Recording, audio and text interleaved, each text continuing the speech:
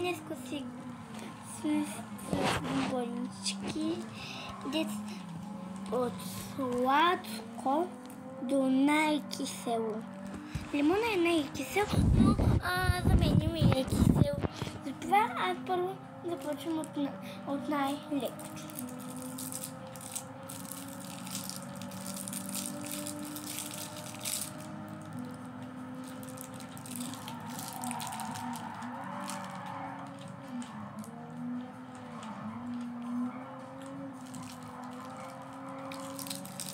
Това е джинил.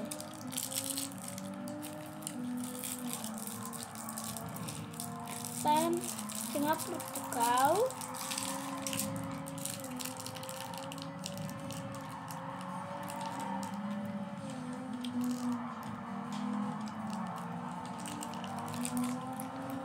Ето още един портокал. Дето е силен. Тук да ги слагаме. Несварени.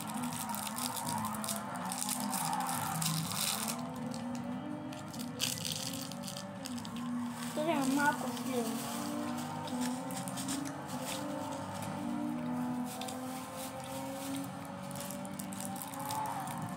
Ето го.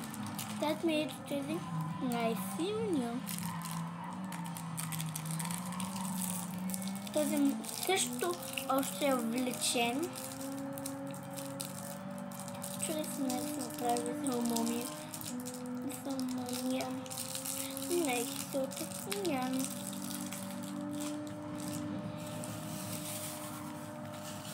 Папа.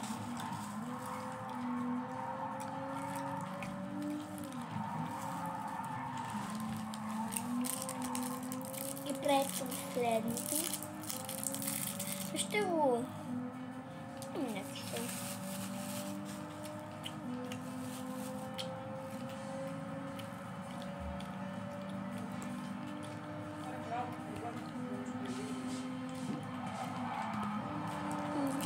Най-киселото.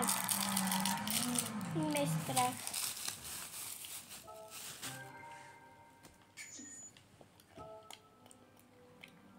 Аз съм празни за мамя.